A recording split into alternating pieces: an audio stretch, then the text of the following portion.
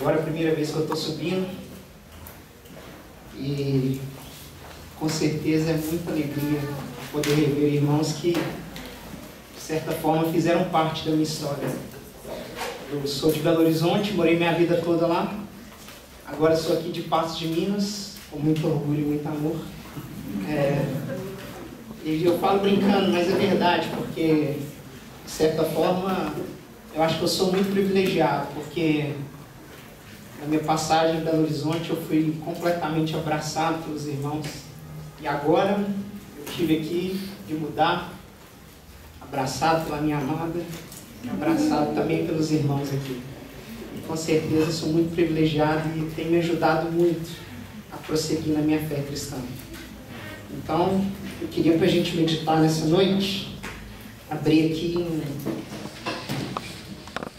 Lucas capítulo 8.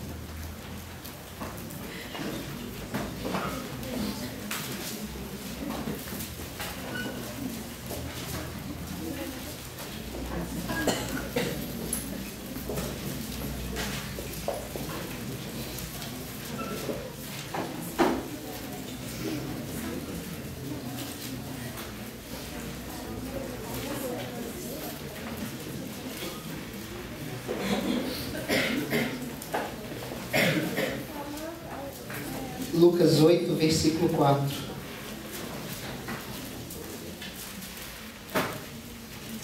Essa incrível parábola que o Senhor Jesus nos diz é a parábola do semeador. Afluindo uma grande multidão e vindo ter com ele gente de todas as cidades, disse Jesus por parábola: Eis que o semeador saiu a semear.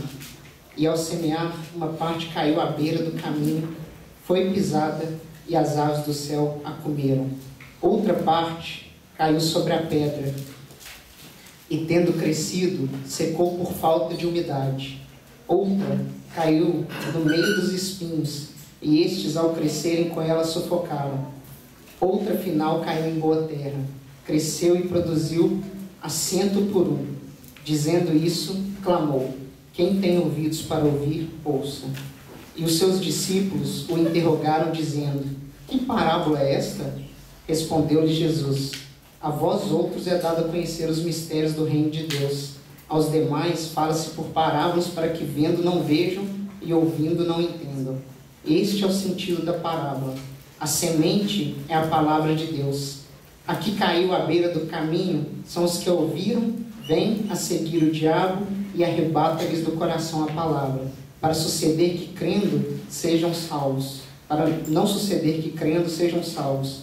Aqui caiu sobre a pedra são os que, ouvindo a palavra, a recebem com alegria.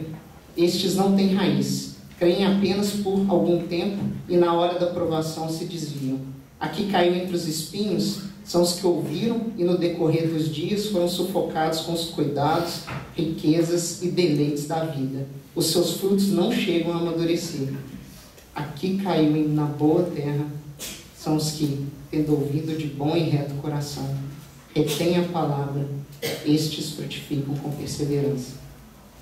Eu me lembro que há mais ou menos um mês e meio atrás, eu e minha esposa, a gente saiu com alguns irmãos depois de uma reunião de sábado à noite. E a gente foi para uma pizzaria. Aí lá na pizzaria, eu sentei para conversar com a Laís Campos. Cadê a Laís Campos? Ah, foi? Ah, tá ali no fundo. Escondido aí. E a Laís me perguntou: sobre o que você vai falar no acampamento? Aí eu parei, eu vou falar sobre a parábola do semeador. Aí, para cumprir a minha palavra, estava ele falando sobre a palavra do semeador. E o que acontece é que foi naquela noite, eu lembro direitinho que eu tive um insight ali do que eu ia falar. E foi durante a reunião que começou a despertar ali no meu coração o que eu tinha para trazer aqui para vocês hoje. E eu não sei quanto aos outros irmãos que compartilham, se eles têm esse sentimento, mas eu, particularmente, quando eu vou preparar um estudo, eu não sei nem bem de onde que eu vou sair, nem onde eu vou chegar. Eu sei que vai vir um tanto de ideia na minha mente e a minha função é tentando formatar o todo. E esse processo é bem angustiante, porque vai chegando ali em 45 do segundo tempo ele não está muito bem formatado e a gente tem que, não, mas está chegando, a gente vai até consagrando mais, orando mais, mas aí eu nem sei se está bem formatado. Que o Senhor nos dê graça, porque esse texto é um texto tão importante para as nossas vidas. E o que o Senhor está nos dizendo aqui é que Deus tem inimigos e que nós, como seres humanos, como filhos de Deus, nós também temos inimigos. E os inimigos de Deus, eles de uma forma muito traiçoeira, muito sorrateira, eles desejam puxar o nosso tapete. Eles desejam nos jogar no mais profundo abismo. Eles desejam distorcer completamente tudo aquilo que Deus tem tentado, com muito amor, colocar no nosso coração. Os inimigos de Deus, eles não guerreiam contra a gente de uma forma limpa. Os inimigos de Deus, eles são traiçoeiros. Eles não guerreiam baseados na verdade, mas eles guerreiam baseados na mentira. E quando eu penso nisso, eu me lembro daquela história / lenda. A gente não sabe se é verdade ou se é uma lenda que aconteceu. Que é a história do cavalo de Troia. Essa história, a gente está no nosso cotidiano, né? A gente costuma usar essa expressão. Não, mas que presente de grego que você me deu. E quando a gente fala isso aí tem um fundo, que é uma lenda ou história, a gente não sabe. E essa história que conta é que existiu uma guerra entre Troia e Grécia. E Troia era uma cidade muito fortificada. Era uma cidade que tinha imponentes muralhas. E era difícil de penetrar na cidade de Troia. E aí os gregos, na sua sabedoria, eles falaram, nós temos uma ideia. Vamos construir um cavalo de madeira, e aí a gente vai dar de presente, como um sinal ali de uma reconciliação, de uma aproximação. E aí eles constroem o cavalo, eles dão esse cavalo para Troia, e aí o cavalo entra ali na cidade fortificada, e aí durante a noite, quando Troia estava toda dormindo, aí do cavalo de madeira saem soldados gregos. E os soldados gregos, eles rendem os sentinelas, e eles permitem que o exército grego entre na cidade de Troia. E foi grande a ruína de Troia. E aí quando eu penso nisso, eu penso exatamente no que acontece na nossa guerra. Porque, pensem bem, quando nós pensamos aqui nessa parábola, o Senhor ele deixa muito claro que nós temos 3 inimigos. Nós temos o diabo, nós temos o mundo, que são as riquezas, os deleites e as fascinações. E o diabo, ele utiliza de todas essas riquezas, de todas as fascinações e os deleites para fascinar o nosso coração. E esses 2 inimigos, eles são inimigos externos. Eles estão fora da gente. E se fossem só esses 2 inimigos que nós teríamos, até que estaria bom demais. Porque nós só teríamos inimigos externos. Mas o problema é que tem aqui, o inimigo que está aqui dentro da gente. Da mesma forma como existiam gregos dentro da cidade de Troia, também existe a carne que está aqui dentro do nosso coração. E a carne, ela deseja nos sabotar. A carne, ela deseja abrir a porta do nosso coração para que o mundo e o diabo, eles entrem e que seja grande a nossa ruína. E é por isso que eu tenho entendido, na minha leitura das Escrituras, o grande inimigo que nós temos somos nós mesmos. E a carne que está aqui, habitando dentro da gente. E que a qualquer momento ela pode puxar a rasteira e ser grande a nossa ruína. É por isso que eu queria meditar nessa noite. Queria abrir em Tiago para a gente meditar nesse inimigo que está dentro da gente.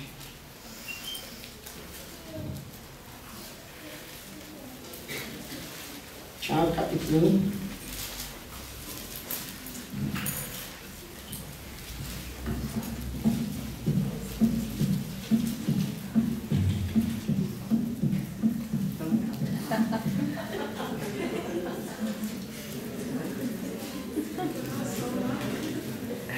É o coração.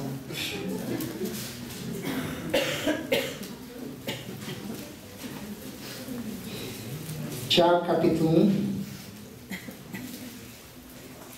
versículo 13.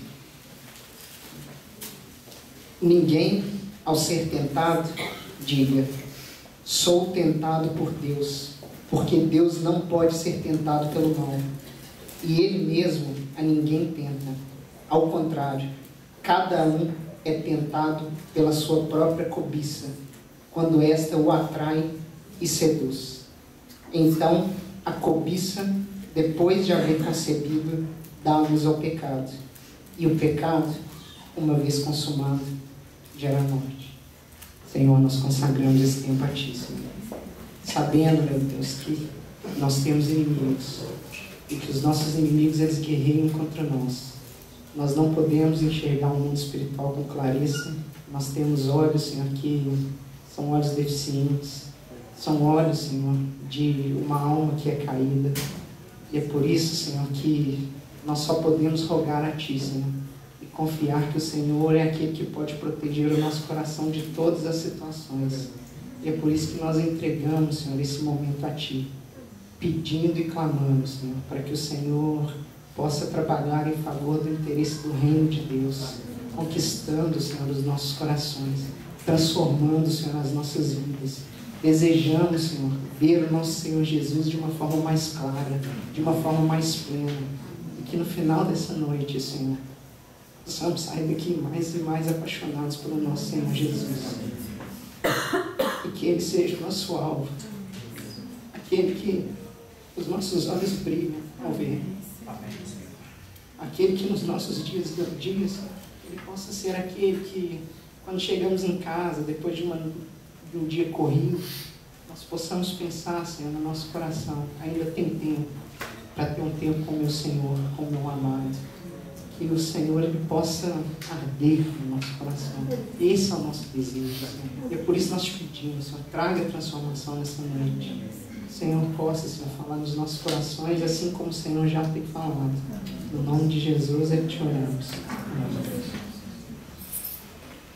Quem aqui já meditou nesse texto de Tiago que nós acabamos de ler? Alguém aqui já meditou?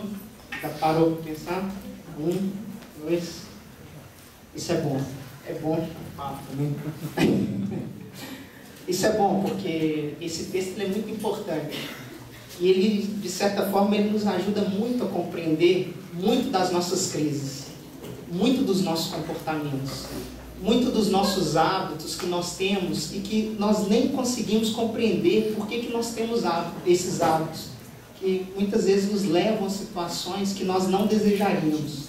Porque o que Tiago está falando aqui, vejam bem, é exatamente o que eu acabei de dizer há pouco tempo atrás, que o nosso grande inimigo não é aquilo que está fora da gente, mas o nosso grande inimigo é aquilo que está dentro da gente. E Tiago está falando que funciona mais ou menos assim. Existe aqui, dentro de nós, a nossa cobiça. E essa cobiça, elas são os maus desejos que existem dentro de mim. E a cobiça é a que é responsável para nos seduzir, para nos atrair, para nos empurrar até objetos, até situações. E quando nós somos empurrados até esses objetos, até essas situações, aí é concebido o pecado. E aí, quando é concebido o pecado, isso gera a morte. É isso que Tiago está falando aqui. E eu queria só tentar aqui mastigar o máximo possível esse texto para a gente começar aqui a nossa conversa. Porque vamos tentar aqui dividir essa situação. Tiago está falando, a cobiça ela me empurra até um objeto. E aí eu queria que a gente então começasse a conversar aqui. Desde o início eu quero que vocês tenham muito claro que o problema nosso não é o objeto. O problema nosso é a cobiça, são os maus desejos que existem dentro de mim, que me empurram até o objeto. E aí eu queria só então que a gente pudesse então colocar isso aqui como objeto, para ficar aqui de uma forma mais didática. E aí a gente pode até dar um nome. O que é esse objeto aqui que a cobiça ela me empurra? Que a cobiça ela me joga até essa situação. E aí a gente pode chamar esse objeto aqui de qualquer coisa. Qualquer coisa que vocês quiserem, a gente pode nominar aqui esse objeto. Chocolate? Tem alguém aqui que é viciado em chocolate? Tá vendo? Chocolate? A gente pode chamar de chocolate. A gente pode chamar de bebidas alcoólicas, eu peguei mais pesada, bebidas alcoólicas, a gente pode chamar de fama, a gente pode chamar de status, a gente pode chamar esse objeto de dinheiro, a gente pode chamar esse objeto de iPhone 7, a gente pode chamar esse objeto de qualquer coisa, Atlético Mineiro, e aí vai. Tá no mesmo pacote, drogas, Atlético Mineiro, tá tudo ali no mesmo pacote. É exatamente isso, porque... E não tá valendo muito a pena ser seduzido pela drástico desse time marmota. Mas o que eu queria que vocês entendessem, então nós vamos chamar esse objeto, eu já vi que tem gente que gosta, nós vamos chamar esse objeto aqui de futebol. Então. E aí o que eu queria que a gente entendesse, então é isso, o problema não é o futebol, não é. E é isso que o Tiago está falando aqui com a gente. O problema que a gente tem, o grande problema que a gente tem, são os maus desejos que vão me empurrar até o futebol. E a Bíblia, para mim, ela é tão clara, né? A Bíblia ela não pode mentir, porque é incrível como que a Bíblia ela só fala a verdade e ela sonda perfeitamente os nossos corações. Porque pensem bem, né? A gente está lá, nós, né, que temos de alguma forma maus desejos que nos empurram ao futebol, esses maus desejos, eles vão nos empurrando, eles vão nos jogando, e aí parece que tem um imã, né, que vai jogando ali. Aí a gente está passando ali na nossa sala, e a gente vê uma partida ali da Champions League que está aparecendo, e aí parece que tem um imã que vai nos jogando. E isso vai nos atrapalhando a desenvolver atividades que nós queríamos desenvolver, mas nós não conseguimos, porque existe um imã que vai nos jogando ali. E aí a gente queria, por exemplo, gastar o nosso tempo com coisas mais úteis, estudar, por exemplo, mas eu não consigo. Eu não consigo criar uma diligência de rotina no meu dia a dia, porque existe esse mau desejo que vai me empurrando e vai me transformando em um escravo da situação. E eu vou me tornando completamente dependente daquele objeto. Mas pensem bem, o problema não é o futebol, porque existem muitas e muitas pessoas que para elas o futebol não faz diferença absolutamente nenhuma. E aí eu fico vendo até lá em casa, né? Porque eu vendo a partida lá, minha esposa, ela olha, nossa, ainda tem gente que perde tempo com isso, né? Mas dá raiva quando tem gente que gasta dinheiro com isso, ai que mata, né? Mas a situação é essa, é porque tem gente que, mas as outras pessoas que não são atraídas pelo futebol, existem outros maus desejos nela, que vão levar elas para outras situações e para outros objetos que elas também não queriam. Então, gente, tem que ficar muito claro, o problema está aqui dentro da gente. A gente tem que aprender a fazer essa diferenciação. São os maus desejos que são provenientes da nossa história, tem tudo a ver com aquilo que a gente viveu, tem tudo a ver com aquilo que, os hábitos que nós fomos cultivando ao longo da nossa vida. E eu acho interessante que o apóstolo Paulo, quando ele vai tratar dessa ideia, ele vai tratar lá em Romanos capítulo 7 de uma forma incrível. Ele vai, o que Tiago chama de cobiça, Paulo lá em Romanos capítulo 7, ele chama de concupiscência, que também são aqueles maus desejos que habitam dentro de mim.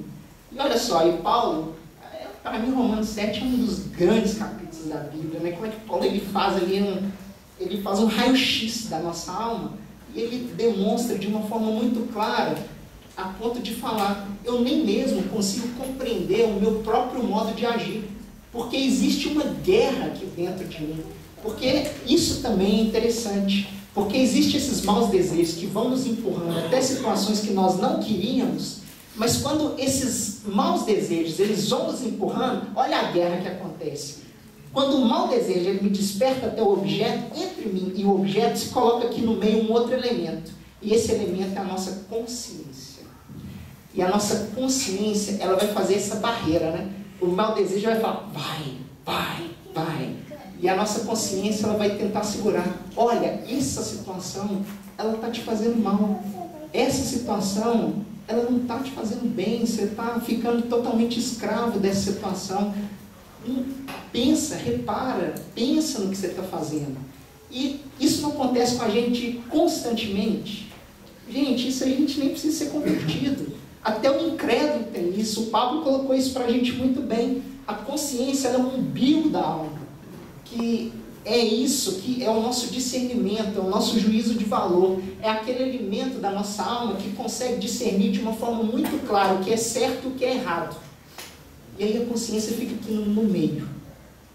Mas só que o que acontece é que muitas vezes os maus desejos, a cobiça que existe dentro de mim, ela é muito mais forte do que a consciência que está aqui no meio. E aí os maus desejos, eles vão atropelar a consciência e vão fazer que eu abrace o objeto. E quando eu abraço o objeto, aí Tiago fala que isso gera o pecado, e o pecado ele gera a morte.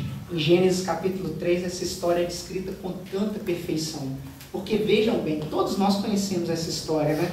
Imagino que aqui a maioria é de lar cristão, e aí cresceu na escolinha dominical, e a primeira aulinha da escolinha dominical, a tia vai contar pra gente a historinha do pecado original, e aí vai falar, né, que Deus criou a terra, Deus criou o céu, Deus criou o sapinho, Deus criou tudo, e no meio Deus criou um jardim do Éden, e aí lá no jardim ele criou uma árvore. Essa árvore é a árvore do fruto do conhecimento do bem e do mal, e Deus ele deu instruções muito claras para Adão e Eva: dessa árvore vocês não podem comer. E aí Eva, o que eu acho interessante é ali em Gênesis capítulo 3, porque Eva, o capítulo ele deixa isso muito claro para a gente. Ela tinha consciência de que ela não podia comer do fruto da árvore do conhecimento do bem e do mal. E aí ela até começa, quando existe aquele diálogo de Eva com a serpente, Eva ela tinha essa consciência, porque ela fala: olha, Deus, ele falou que eu não posso nem tocar, e eu não posso nem comer desse fruto da árvore do conhecimento do bem e do mal. Mas aí existe aquela guerra entre a consciência e a cobiça. E os versículos seguintes ali, olha só como é que a cobiça ela se manifesta ali no coração de Eva, que fala que Eva ela viu a árvore do conhecimento do bem e do mal. E aí o escritor de Gênesis ele começa a falar o que estava acontecendo dentro do coração de Eva. Aí é descrito assim: Eva, vendo que a árvore é boa, vendo, agradável aos seus olhos, desejável para lhe dar entendimento, ela pegou do fruto da árvore do conhecimento do bem e do mal. E quando ela pega do fruto do conhecimento da árvore, do fruto do conhecimento do bem e do mal, e ela come, aí inicia-se o pecado. E o pecado, ele entra na história da humanidade. E essa guerra que Eva ela teve naquele dia no jardim, é a guerra que eu e você temos todos os dias da nossa vida.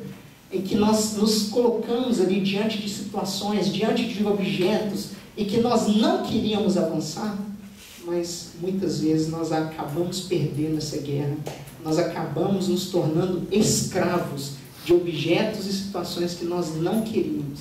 E essa palavra para mim é muito triste: escravos. Nós nos tornamos escravos, dependentes. Aquilo ali se torna o nosso Senhor. E aí eu acho que a vida ela nos dá exemplos, né? A vida joga exemplos na nossa mão para que a gente possa compartilhar com vocês.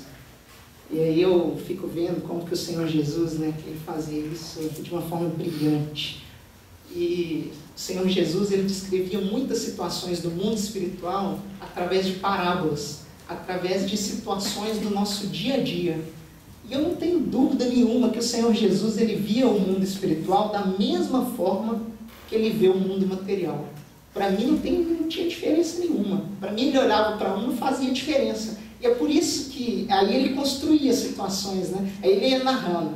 Aí ele pega aqui, por exemplo, a parábola do semeador, ele fala: o semeador saiu para semear. Aí ele joga a semente, e aí cai no campo. E o que é interessante é que, vejam bem, por detrás de todas essas figuras, existia um significado espiritual. Que aí a gente vai narrando: o semeador é o filho do homem, e a semente é a palavra de Deus. E aí a gente vai conectando essas coisas, né? O Senhor Jesus fazia isso, o apóstolo Paulo fazia isso direto em suas cartas. Ele utiliza a figura, por exemplo, de teatro. Ele utiliza a figura do teatro, o espetáculo, do bom perfume de Cristo. E o apóstolo Paulo também tinha essa facilidade de conectar. Isso nos demonstra que, de certa forma, o mundo que nós vemos, o mundo material, é apenas um reflexo do mundo espiritual. O que está acontecendo aqui agora conosco, de certa forma, já foi decidido no mundo espiritual, e o mundo espiritual, ele é muito parecido aqui com o nosso mundo material. E é por isso que existe esse elo de conexão. E aí eu estava pensando, e aí me veio um exemplo na minha mesa. Né? Eu trabalho lá no Ministério Público Federal.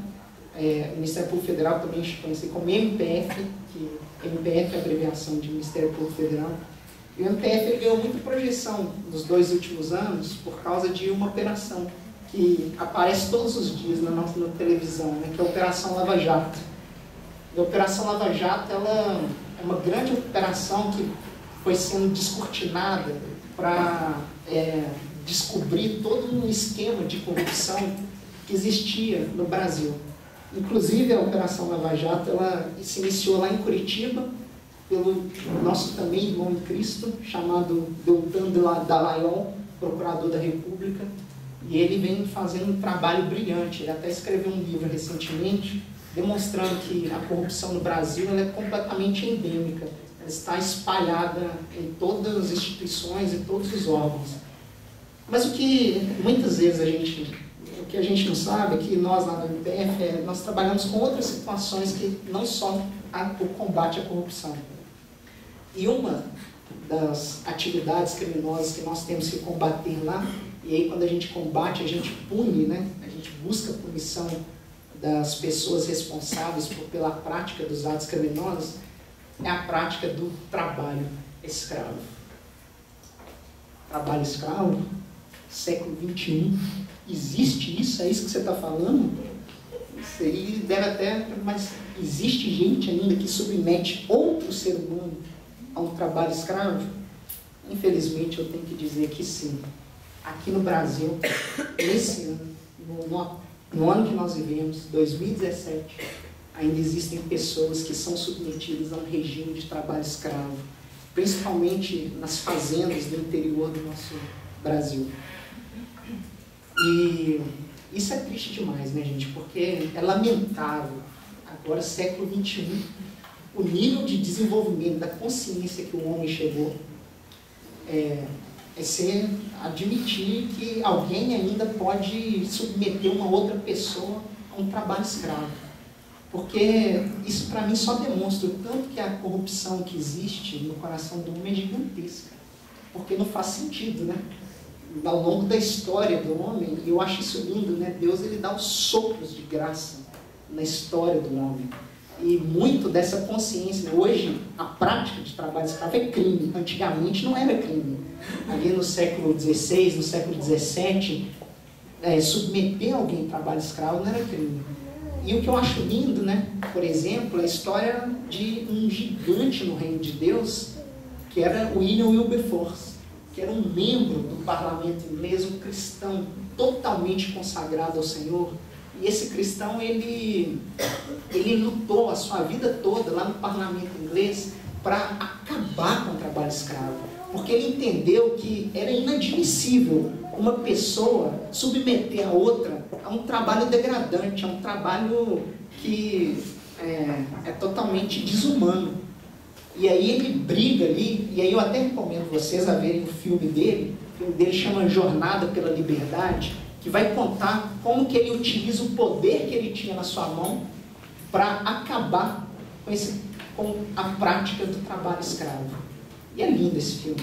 Mas o que eu acho interessante é que aí o homem vai desenvolvendo essa consciência a partir dos sopros de graça que Deus vai dando ao longo da história do homem. E o homem vai desenvolvendo essa consciência, mas ainda existe gente que comete essa prática.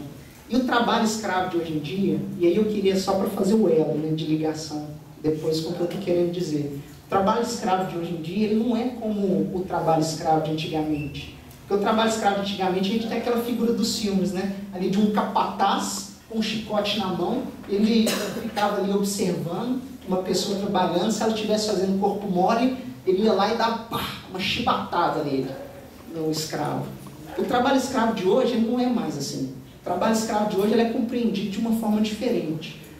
Isso até foi uma mudança na nossa legislação no ano de 2003. Mas o que é interessante é o seguinte, hoje, por exemplo, se na minha fazenda eu construo um alojamento e eu ofereço para os meus trabalhadores uma situação degradante, uma situação desumana, isso pode vir a ser considerado trabalho escravo. Outra situação também que eu acho interessante, aí eu queria que vocês prestassem atenção, que aí vai conectar com o que eu estou querendo dizer. Se, por exemplo, eu contrato uma pessoa, e aí as fazendas, né, geralmente elas ficam isoladas dos centros urbanos, e eu pego essa pessoa e eu começo a tratar, a ter uma relação ali com essa pessoa, que essa pessoa ela compra tudo da minha mão, porque não existe venda próxima das fazendas. Aí eu, como o empregador do trabalhador, aí eu tenho que vender tudo para ele, eu que vendo a comida para ele, eu que vendo o material de limpeza que ele usa, eu que forneço tudo para ele, eu vou descontando isso aí tudo lá do salário dele, o aluguel da casa que ele mora. E aí, de certa forma, o trabalhador, ele sempre está devendo o empregador. E aí o empregador, ele tem ali o trabalhador na mão dele. E o empregado ele não consegue sair. Isso aí é um regime escravo. Isso aí vai criando um ciclo de trabalho escravo. E sabe como é que geralmente as pessoas elas são levadas até essas fazendas? Isso também é muito interessante. Geralmente o empregador, ele contrata uma pessoa que é muito boa de lábia.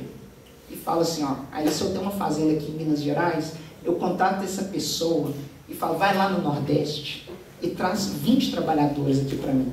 Aí esse intermediário, que é bom de lábia, ele vai lá no Nordeste, ele começa a convencer as pessoas, começa a falar, ó, vamos lá para Minas Gerais, lá tem um trabalhinho bom pra gente. Vocês vão ganhar dinheiro demais. Lá vocês vão ter tudo, vocês vão ter roupa lavada, vocês vão ter comida, vocês vão ter tudo.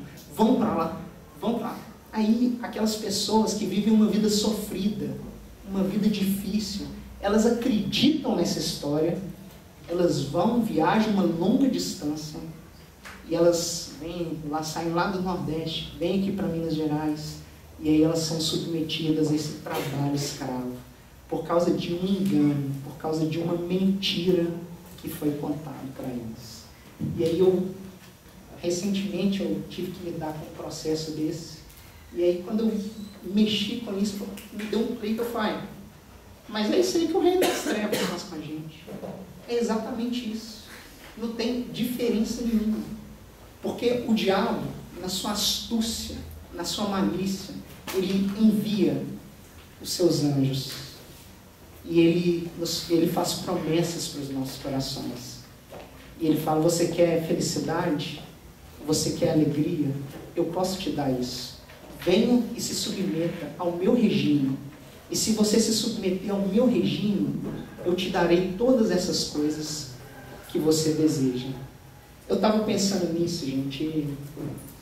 O que algumas pessoas dizem.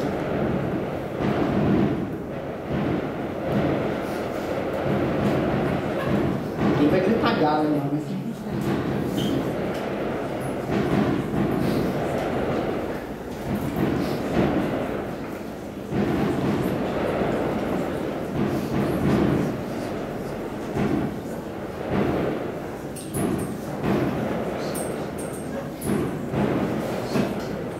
Ajuda bastante isso, mas vamos lá. O que eu estava pensando era o seguinte, o que algumas pessoas falam é que a geração dos nossos pais, elas tinham um ídolo muito definido no coração delas. E aí quando eu falo da geração dos nossos pais, eu falo da geração X, né? Que é o que vai se a ciência vai denominar para a geração dos nossos pais. A geração X, que é aquelas pessoas que nasceram ali 60, 70, 80. E essas pessoas, elas tinham um grande ídolo no coração delas. E o ídolo deles era o dinheiro. O ídolo da geração dos nossos pais era o dinheiro. Os homens, eles trabalharam a sua vida toda correndo atrás desse grande ídolo que era o dinheiro. E aí, o grande alvo da vida dos homens, da geração para trás, era o dinheiro. E aí eu tinha que trabalhar, eu tinha que desenvolver uma grande carreira, eu tinha que desenvolver uma carreira estável. E aí, desenvolvendo essa carreira estável, eu ia juntar uma grande quantidade de dinheiro e eu ia dar entrada, por exemplo, no meu apartamento de R$1 milhão. Eu ia comprar minha BMW, eu ia dar uma vida sossegada para os meus filhos. Acabou essa fase. Acabou. Porque o que alguns comentam é que hoje o grande ídolo da nossa geração, e isso é muito importante que você saiba, não é mais o dinheiro. Acabou. Agora, o ídolo da nossa geração é a felicidade.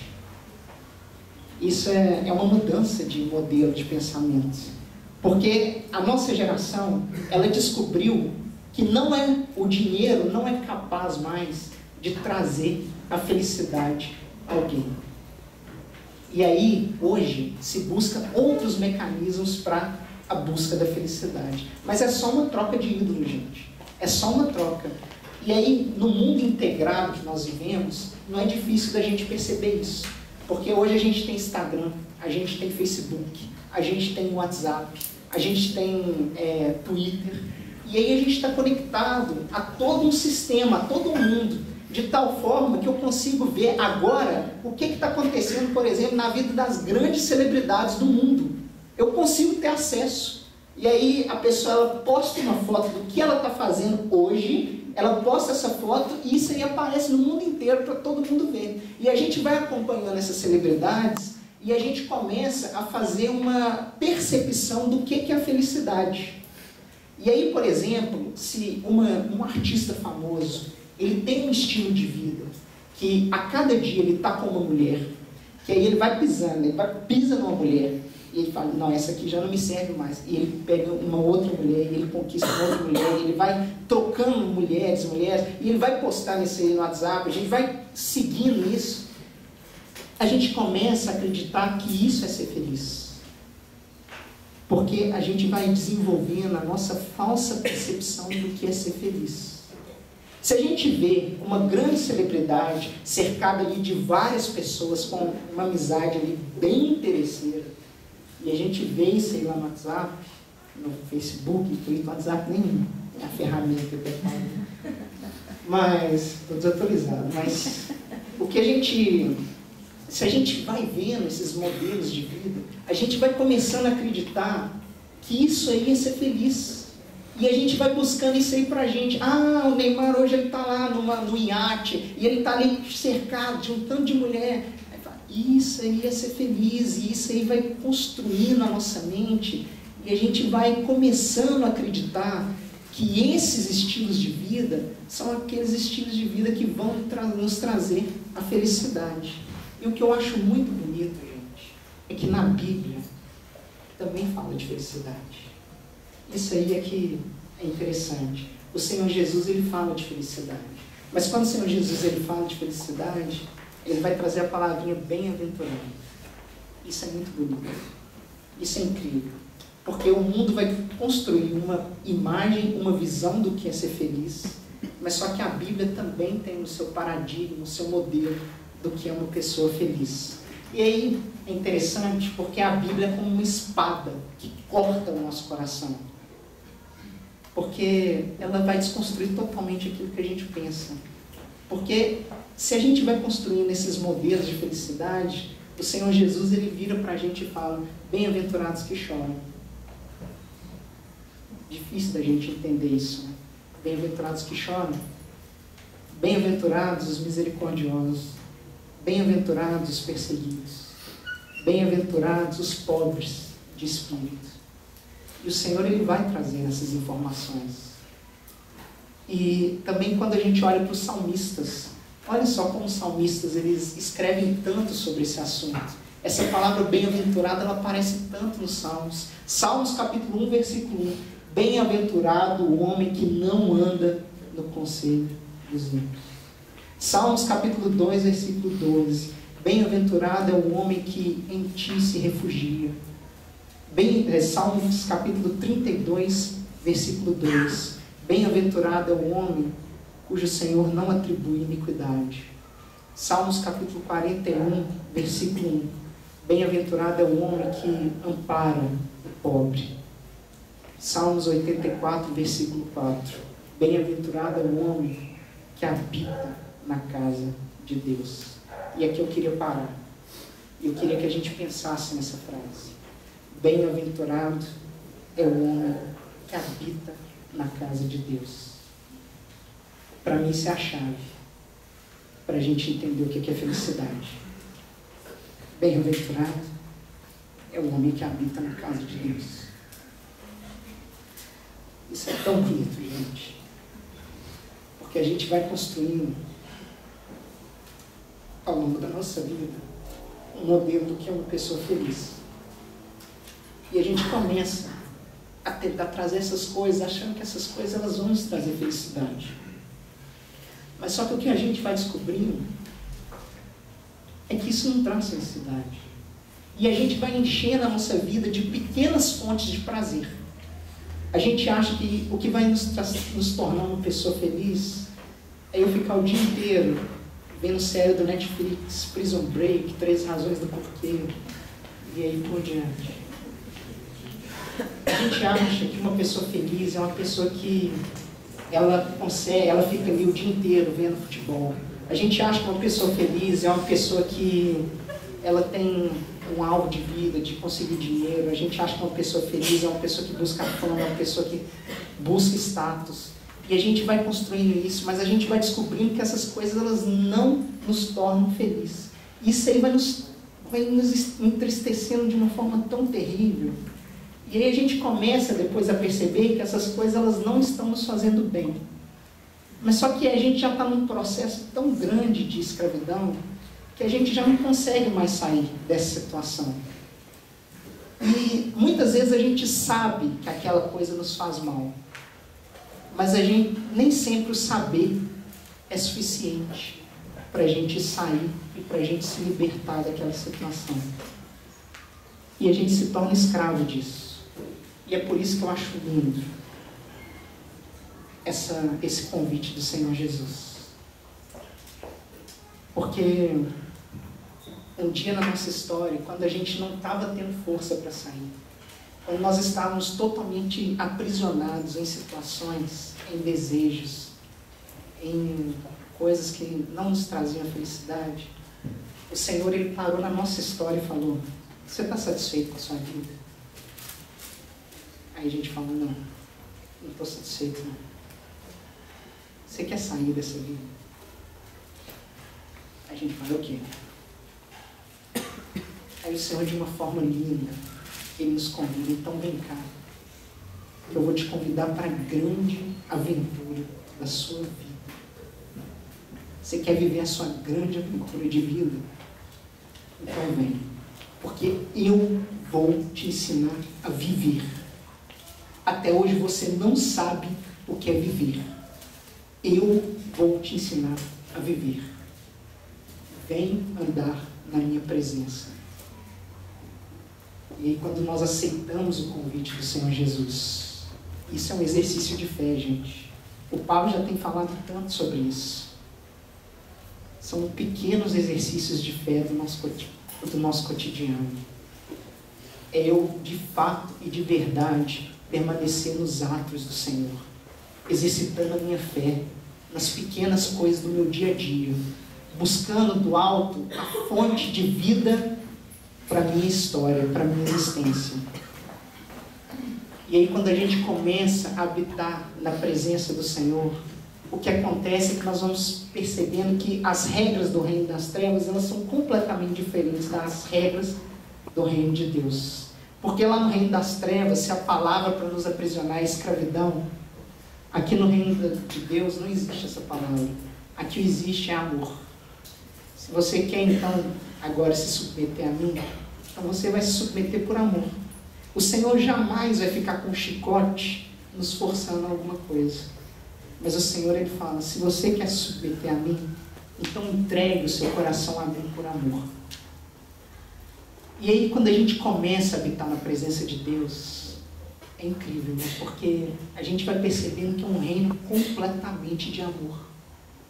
É um reino que a gente percebe que, mesmo sendo aquela pessoa terrível, cheio de desejos, o Senhor é aquele que me ama. O Senhor é aquele que tem pensamentos de paz para comigo. E o Senhor é aquele que deseja me transformar.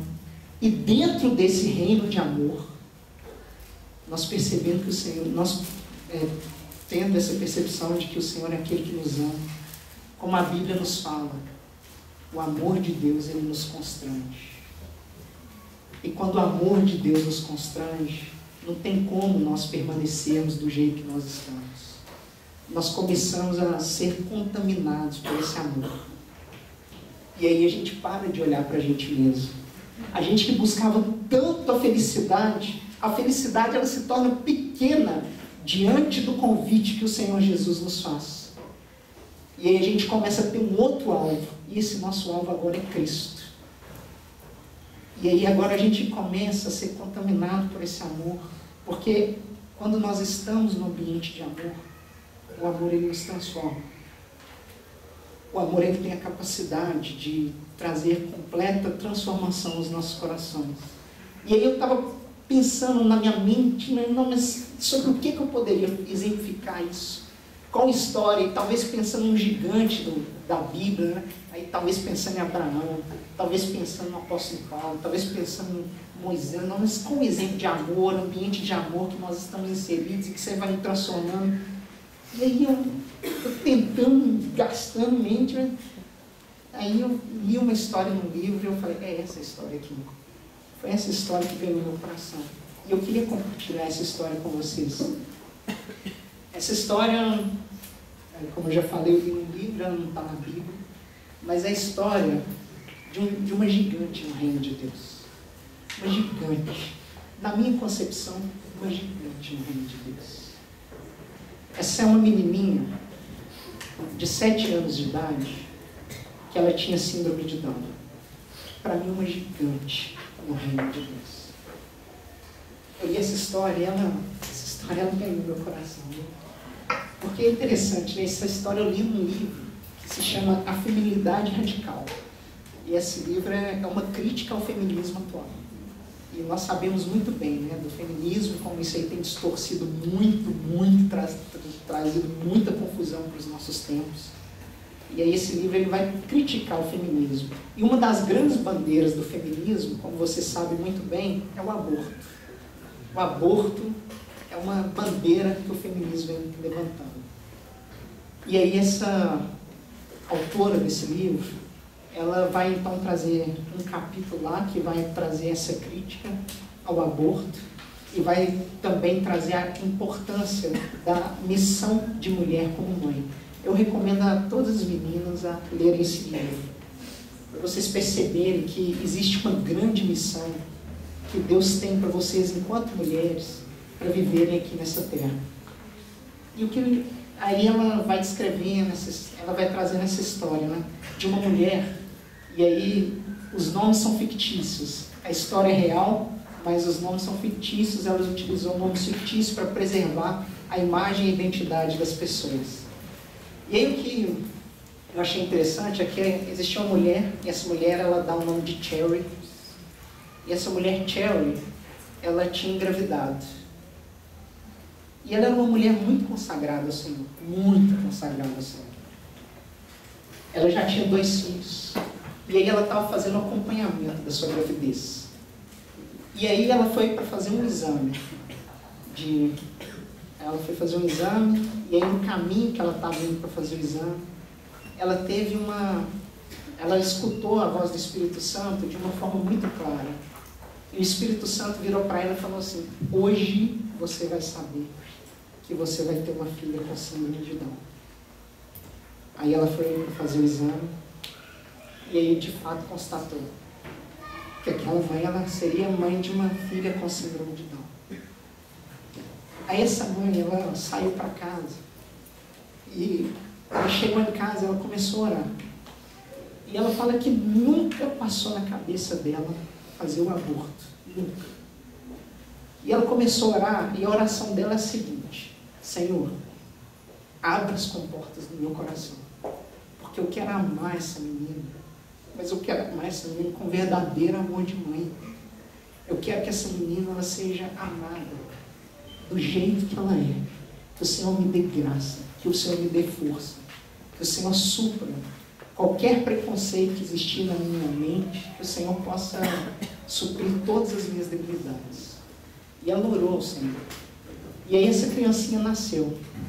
E aí o livro descreve de uma forma muito clara que essa menina, chamada Lori, que tinha síndrome de Down, ela foi amada no lar.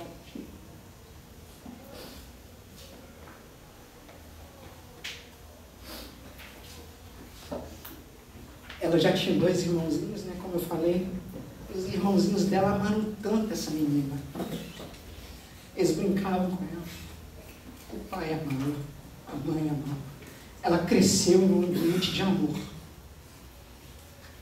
Aí, quando ela chega, atinge a idade de 7 anos, a mãe recebe um telefonema da escola. E a mãe recebe a notícia de que essa pequena menina,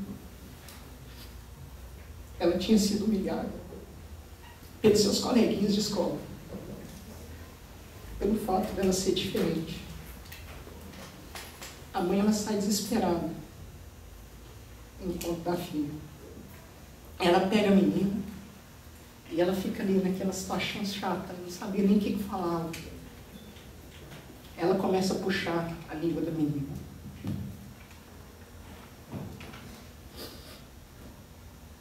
Aí a menina começa a contar a história. E depois que ela conta a história, aquela menina, ela vira para a mãe e fala: mas eu os amei. Eu os amei. Essa história dá um tapa de luva na minha cara. Porque muitas vezes eu sou levado a pensar que o Senhor irá usar de uma forma extraordinária uma pessoa que tem uma mente brilhante. E essa menininha que tinha essa doença e a síndrome de Down, ela atrapalha o desenvolvimento da capacidade mental. Ela tinha um coração entregue ao Senhor. E isso eu queria que ficasse muito claro para a gente. O que o Senhor pede da gente não é uma mente brilhante, mas o que o Senhor exige da gente é um coração completamente entregue ao Senhor. E é o Senhor que vai fazer a obra. É o Senhor que vai usar as nossas vidas da maneira como Ele quer e da maneira como Ele entender no seu reino. O que nós devemos é entregar o nosso coração a Ele e falar: Senhor, eu coloco aqui o meu coração, que o Senhor possa usar a minha vida em benefício e em prol do seu reino. Eu me lembro, já a 3ª vez que eu estou contando essa história da parábola agora. A parábola da parábola, o Max daqui a pouco vai gravar de novo. O que essa também é uma história que conquistou o meu coração, aquela parábola, né, do colecionador de pérolas. E ele colecionava pérolas. E ele troca todas as pérolas que ele tinha por uma pérola de grande valor. Essa parábola está lá em Mateus capítulo 13. Mas o que me chamou a atenção foi uma paráfrase que é construída a partir dessa parábola. E essa história, ela vai dizer mais ou menos o seguinte: de um homem que ele passava todos os dias em frente de uma loja. E aí, um dia ele passou em frente dessa loja, lá na vitrine dessa loja tinha uma pérola.